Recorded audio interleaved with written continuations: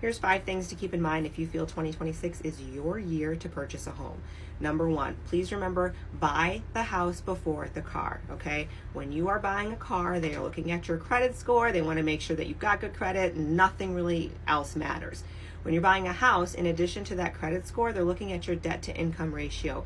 If you add a car payment to that list of debt, that directly affects how much mortgage you afford, which directly affects if you can get approved and at all, and how much you can get approved for, which in a market where prices are still relatively high, you want to make sure you can have as much as you can to play with. Get the car after, because they don't really care what your house payment is when you do that. Number 2, co-signing. If you co-sign on a loan or a car or a house or whatever it is for someone, remember what that means. You are signing that you are okay being legally obligated to make those payments in the event that that primary person can't do it. So it's just like you bought it yourself, okay? Y'all got the loan, y'all bought the car, y'all bought the house, okay? That directly goes against your debt to income ratio. So if you're thinking about buying a house, do not co-sign for anybody.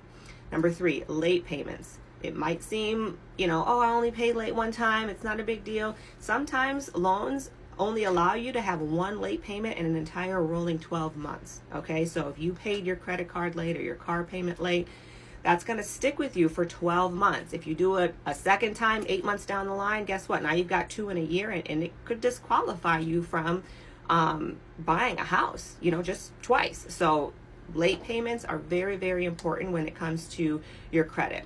The other thing is the down payment that you use to buy that house has to either be sourced or seasoned. Seasoned meaning it's been in your account for 60 days. That's why they ask for 2 months bank statements. And sourced means you can, provide where you got the money from, right? It was a tax deposit. It was a bonus. You sold some furniture, right? There's a paper trail of where you got the money.